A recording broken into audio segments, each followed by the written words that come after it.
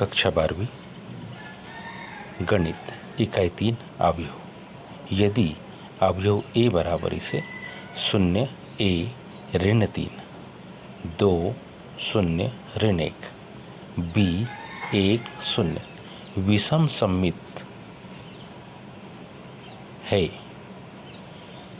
तो a तथा b के मान ज्ञात कीजिए। तो ध्यान से देखेंगे। सबसे पहले तो ये समझे कि विषम सममित अवयव होता क्या है। यदि ए अवयव, यदि कोई ए अवयव है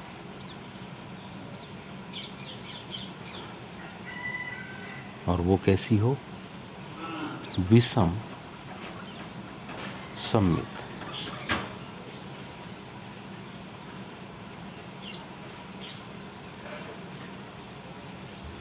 तो ऐसी कंडीशन में इसका जो ए डैश है वो -a के बराबर है। अब हम जानते हैं कि क्या हमारे पास में जो दी गई जानकारी है, ए अवयव हमारे पास है,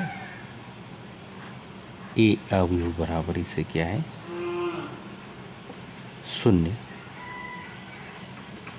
a ऋण 3 2 0 ऋण 1 b 1 0। ये हमारे पास ए अवयव है। तो इसका हमको क्या निकालना, ए डैश। इसका हमको ए डैश बनाना।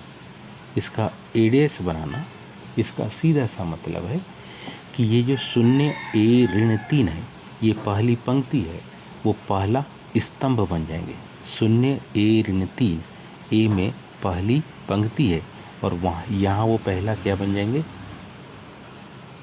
स्तंभ बन जाएंगे। ध्यान से देखो, ये पहली पंक्ति थी, यहाँ पहला स्तंभ बन गया। और अब ध्यान से देखो दूसरी पंक्ति 2 0 ऋण 1, ये दूसरी पंक्ति थी, ये दूसरा स्तंभ बनेगा 2 0 ऋण 1। b1 0 तीसरी पंक्ति थी, वो तीसरा स्तंभ बनेगा।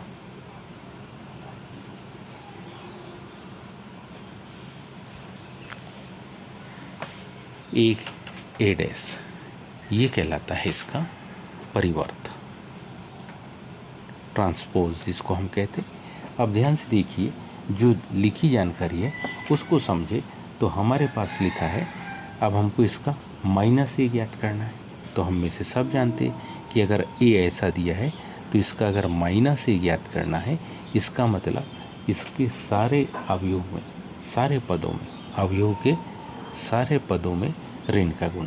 तो क्या हो जाएगा, ये 0 में ऋण का गुणा से मान में कोई अंतर नहीं, a माइनस हो जाएगा, ऋण 3 प्लस हो जाएगा, 2 ऋणात्मक हो जाएगा, 0 में कोई फर्क नहीं पड़ेगा, ऋण 1 धन 1 में चेंज हो जाएगा। हमारे पास यहाँ पर है क्या, b1 0, तो b माइनस में बदल जाएगा, 1 माइनस में बदल जाएगा और ये 0। अब ए डैश बराबरी से ऋण है, ये मान लो समीकरण 1 है। तो अब हम क्या करेंगे, समीकरण 1 में किसके, ए डैश व ऋण 1 के क्या रखने पर, मान रखने पर। जब इसके हम मान रखेंगे तो ध्यान से देखिए,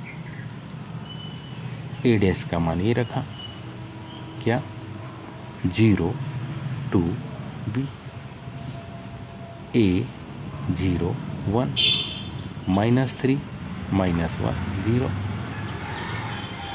बराबर इसे -a का मान ये रखेंगे। क्या रखा, 0 -a 3 -2 0 1 -b -1 0। अब यदि हम तुलना कर लें तो बड़ी आसानी से हम बतला सकते। देखो ये 2 - a के बराबर, इसकी हम क्या करेंगे, तुलना करने में। यदि अब हम इसकी तुलना करते हैं तो 2 - a के बराबर, 2 = -a। ऋण का दोनों पक्षों में गुणा कर दो तो नेक्स्ट स्टेप में आ जाएगा किसकी वैल्यू, a की वैल्यू। किसकी वैल्यू आ जाएगी, a की वैल्यू। a बराबर इसे कितना, ऋण 2। a बराबर इसे हमारे पास क्या आ गया, ऋण 2। पुनः ध्यान दीजिए हमारे पास b 3 के बराबर। यहाँ जो b है कौन सा मान, b बराबर इसे 3। तो आज अपन ने कक्षा 12वीं अवयव में इस इकाई को पढ़े। उम्मीद है आप सभी को समझ में आया होगा। आज के लिए इतना ही, शेष कल। धन्यवाद।